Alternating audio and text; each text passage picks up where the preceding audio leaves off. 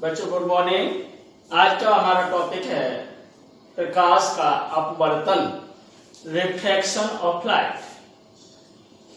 इसको समझने से पहले एक चीज आपको समझना आवश्यक है कि रेयर मीडियम और डेंसर मीडियम यानी विरल माध्यम और सघन माध्यम क्या होते हैं। जो माध्यम है जिनकी हम डेफिनेशन देंगे विरल और सघन की, वो कोई भी माध्यम ना तो विरल होता है ना सघन होता है। ये केवल एक दूसरे से रिलेटिवली होते हैं, एक दूसरे के रिलेटिव होते हैं। जैसे पानी और कांच लिया हमने, तो पानी के अणु दूर दूर है बशर्ते कांच के कंपैरिजन में। अतः कांच सघन माध्यम है, डेंसर मीडियम है, और पानी विरल माध्यम है। इसी प्रकार अगर पानी और हवा लेते हैं अगर हम, तो हवा के अणु दूर दूर है तो ये विरल माध्यम है, और पानी के अणु थोड़े हवा के कंपैरिजन में पास पास है तो ये सघन माध्यम है। तो आपको पहली चीज ये जरूरी है समझना कि रेयर मीडियम, डेंसर मीडियम, विरल माध्यम और सघन माध्यम ये दोनों रिलेटिव हैं और दोनों को आपस में एक दूसरे के सापेक्ष लिया जाता है, इसके कंपैरिजन में लिया जाता है। अकेले किसी को भी ना तो हम विरल बता सकते ना सघन बता सकते। जैसे पानी और कांच में पानी विरल है, कांच सघन है। हवा और पानी में पानी सघन है, हवा विरल है। यानी पानी सघन भी है और विरल भी है। कांच के कंपैरिजन में पानी विरल है और हवा के कंपैरिजन में पानी सघन है। तो अपवर्तन पर अब आते हैं। अपवर्तन क्या है कि जब प्रकाश की किरण किसी एक माध्यम से दूसरे माध्यम में जाती है तो अपने रास्ते से विचलित हो जाती है। यानी जिस रास्ते पर ये जा रही होती है उस पर नहीं जाती, उससे इधर उधर हो जाती है। इस घटना को प्रकाश का अपवर्तन कहते हैं। यानी जब प्रकाश की किरण किसी एक माध्यम से दूसरे माध्यम में जाती है तो यह अपने मार्ग से विचलित हो जाती है, अपने मार्ग से डिस्टर्ब हो जाती है। इस घटना को this process is known as the refraction, इस घटना को अपवर्तन कहते हैं। इसके लिए है कि अगर प्रकाश की किरण विरल माध्यम से सघन में जाती है तो ये, जैसे अगर मान लीजिए इधर आ रही है इस तरीके से, तो ये लंब के पास हो जाती है, अवलंब से और उठ जाती है। और अगर सघन से विरल में जाती है, सघन से विरल में जाती है तो ये अवलंब से दूर हट जाती है। यानी कि जो आपतित किरण है ये अपवर्तित किरण कहलाती है। ये दूसरा माध्यम है और ये पहला माध्यम है। इसमें ये पहला माध्यम है, ये दूसरा माध्यम है। यानी जब प्रकाश की किरण एक माध्यम से दूसरे माध्यम में जाती है तो अपने मार्ग से विचलित होता आती है। जब ये विरल से सघन में जाएगी, यानी हवा से पानी में, हवा से कांच में, तो ये अपने अवलंब की ओर हट जाएगी।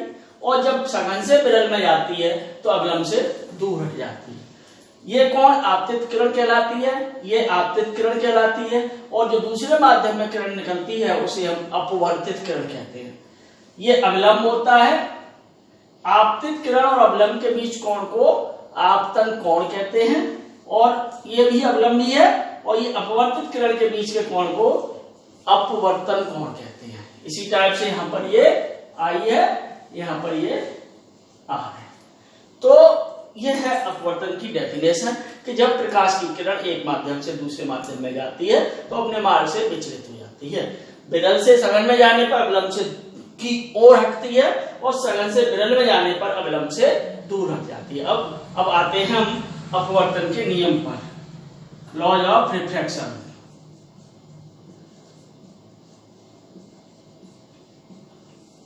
इसका पहला नियम है कि आपतित किरण, अपवर्तित किरण और आपतन बिंदु पर अभिलंब, आपतित किरण, अपवर्तित किरण और आपतन बिंदु पर अभिलंब, तो तीनों एक ही तल में होते हैं। नंबर 1 आपतित किरण,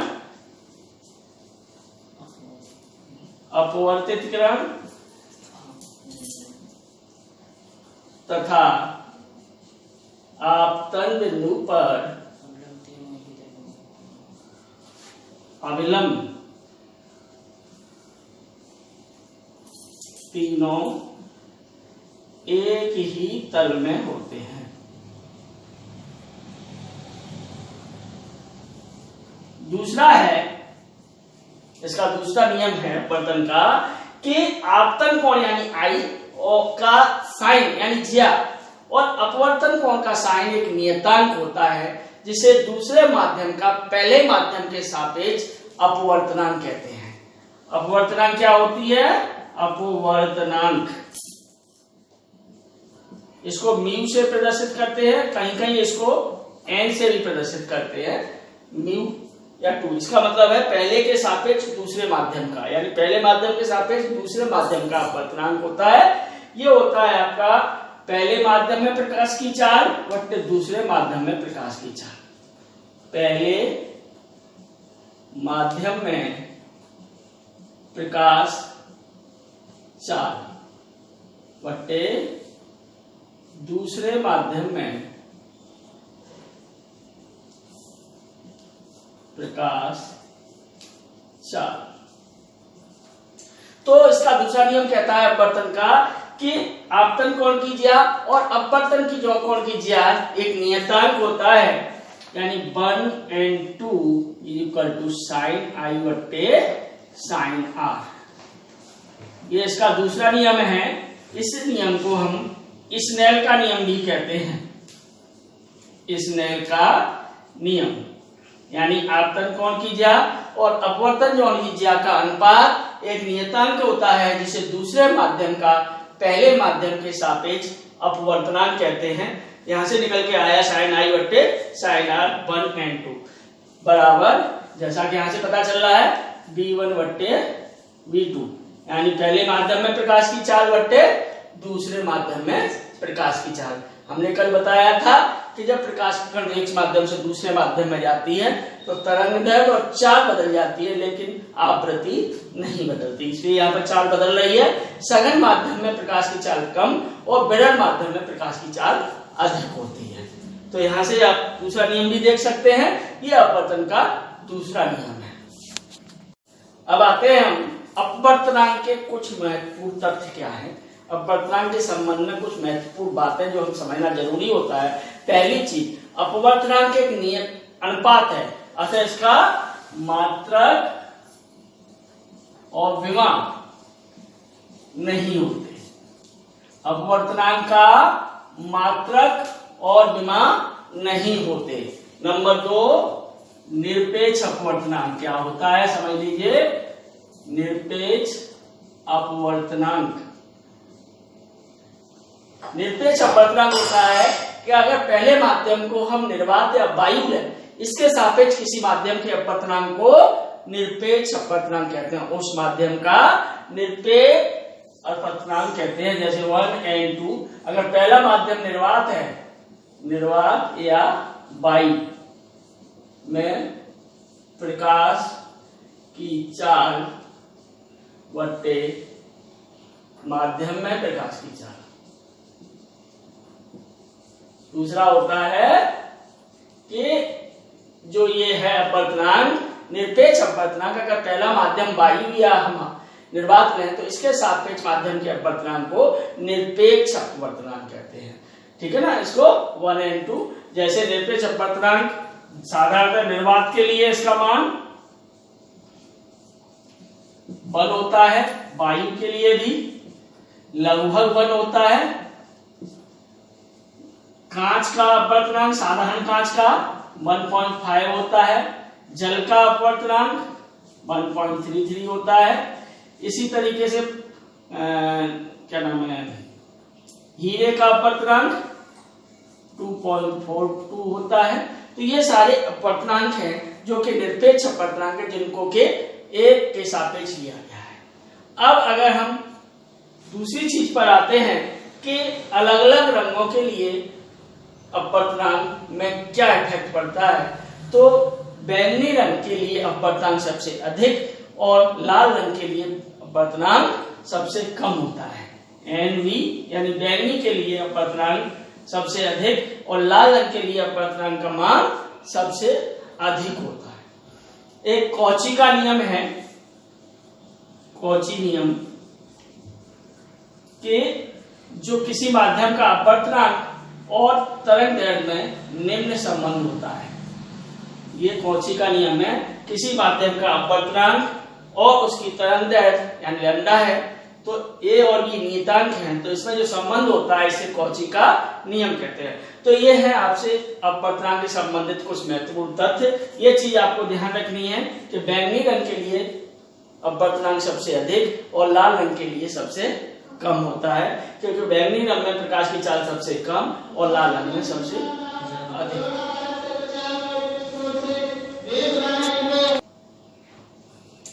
अगला पॉइंट है कि माध्यम का अगर ताप बढ़ जाता है तो अपवर्तनांक का मान घट जाता है। ताप बढ़ने पर किसी भी माध्यम का अपवर्तनांक घटता है। ध्यान रखना, ताप बढ़ने पर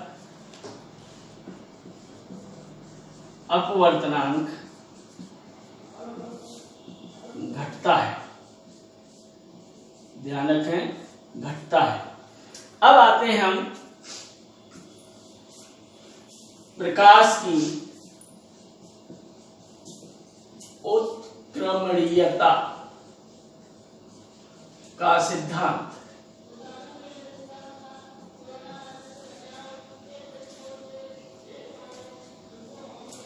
बहुत इंपॉर्टेंट है, ये भी ध्यान रखें। प्रकाश की उत्क्रमणीयता का सिद्धांत।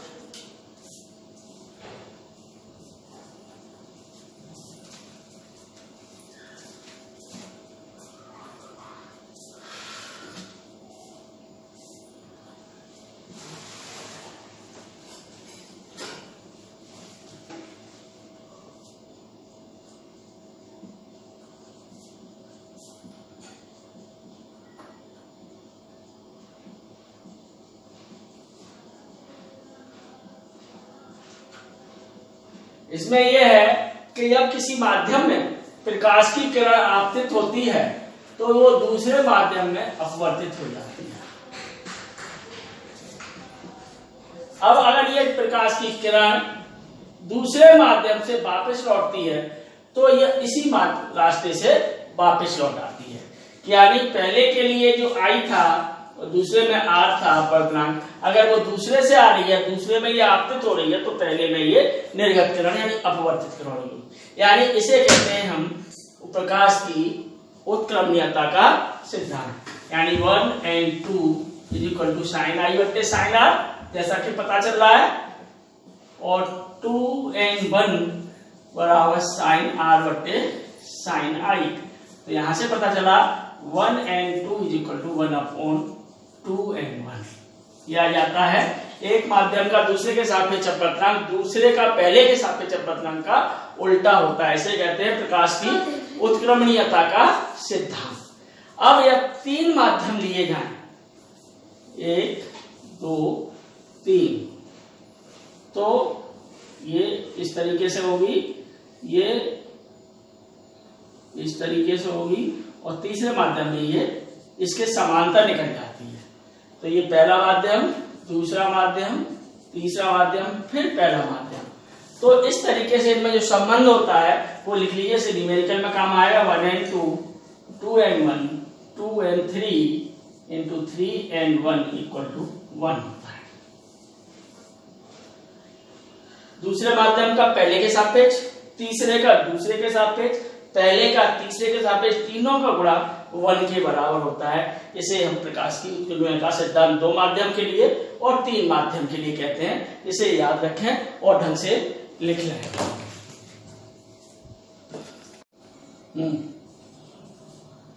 अब है आपका पॉइंट, समतल अंतरापृष्ठ पर वस्तु में आभासी विस्थापन उसकी स्थिति में। अब मान लीजिए बहुत ही इंपोर्टेंट टॉपिक है, ध्यान देना कि जब हम अगर ऊपर वायु से देखते हैं और अंदर का पानी है, जैसे आपने ध्यान दिया होगा कि बाल्टी भरी हुई है, बाल्टी में नीचे मग पड़ा हुआ है, तो अगर ऊपर से हम उसे देखते हैं तो मग थोड़ा उठा हुआ प्रतीत होता है। इसी तरीके से अगर हम सिक्का डाल दें पानी के अंदर और उसको ऊपर से देखें तो थोड़ा उठा हुआ दिखाई देता है। इसी तरीके से नहर नाले वगैरह जब अगर पानी साफ हो नीचे की तरफ देखें तो उसकी तली उठी हुई प्रतीत होती है। ये सब अपवर्तन के कारण होता है, क्योंकि माध्यम बदलने पर ऊपर माध्यम वायु है, नीचे पानी है, यानी दोनों में डिफरेंस है माध्यम में। अतः ये जो आभासी परिवर्तन होता है इसे हम इसके द्वारा मेजर करेंगे कि मान लीजिए कोई वस्तु d गहराई पर नीचे रखी हुई है और इस माध्यम का अपवर्तनांक म्यू है, तो ये कितनी उठी हुई, इसकी जो आभासी गहराई डी डैश होगी वो डी अपॉन म्यू के बराबर होगी, यानी इसकी जो आभासी गहराई होगी वो डी अपॉन म्यू के बराबर हो जाएगी। इतने ऊपर उठी हुई वस्तु दिखाई देगी। ध्यान देना इस चीज को कि अगर कोई वस्तु डी गहराई पर पड़ी हुई है और किसी उसका अपवर्तनांक अपेक्षित अपवर्तनांक म्यू है तो उसकी आभासी गहराई डी अपॉन म्यू के बराबर होगी। अब अगर इसमें कई माध्यम ले लिए जाएं, इसमें हम कई माध्यम ले लें जिनके अपवर्तनांक μ1, μ2, μ3 हैं और इसकी वास्तविक गहराई d है, तो जो आभासी गहराई होगी d डैश वो d1 बट्टे μ1 प्लस d2 बट्टे μ2 प्लस d3 बट्टे μ3, यानी कि अलग अलग माध्यम की गहराई d1, d2 और d3 है, तो इसकी जो आभासी गहराई होगी, जो वस्तु कितनी ऊंची उठी हुई महसूस होगी, that will equal to d1 बट्टे μ1, d2 बट्टे μ2 और d3 बट्टे μ3। ये विशेष ध्यान रखने की चीजें हैं कि अगर इस पर न्यूमेरिकल भी मिलेगा, कंपटीशन में भी न्यूमेरिकल मिलता है, इसमें जरूर मिलता है कि इतनी वास्तविक गहराई है, आभासी गहराई कितनी होगी। यहाँ से फॉर्मूला निकल के आता है न्यू बराबर वास्तविक गहराई एक के लिए बट्टे आभासी गहराई। इसका आप प्रैक्टिकल भी करेंगे जब अपवर्तनांक निकालेंगे। दो प्रैक्टिकल आपके कोर्स में है, एक आपका कांच का अपवर्तनांक, एक जल का अपवर्तनांक। दोनों अपवर्तनांक में यही सूत्र लगेगा, वास्तविक गहराई बट्टे आभासी गहराई। इसके बाद होता है प्रकाश के अपवर्तन पर आधारित कुछ प्रेक्षण है, वो देख लीजिए कि सुबह के समय और शाम के समय जब सूर्य जमीन के मतलब हमारी पृथ्वी के लेवल से नीचे होता है तब भी हमें दिखाई देने लगता है सूर्योदय, और सूर्यास्त के समय सूर्य जब हमारे लेवल से नीचे होता है उसका कारण भी अपवर्तन ही होता है। रात में जो तारे टिमटिमाते हैं उसके भी टिमटिमाने का कारण प्रकाश का अपवर्तन है। ध्यान रखना, एक तो तारे का टिमटिमाना सुबह के टाइम वो रात में अपवर्तन के कारण होता है, और दूसरी बात सूर्योदय और सूर्यास्त के समय सूर्य नीचा होने पर भी दिखाई देना। और तीसरा है अगर हम किसी जल में कोई सीधी छड़ खड़ी करें तो वो टेढ़ी दिखाई देती है, वो यही सिस्टम है आपका, वो भी अपवर्तन के कारण होता है। ये सभी अपवर्तन की घटना है। अपवर्तन का टॉपिक खत्म होता है। इसके बाद कल मैं आपको पूर्ण आंतरिक परावर्तन यानी टोटल इंटरनल रिफ्लेक्शन के बारे में पढ़ाऊंगा और समझाऊंगा।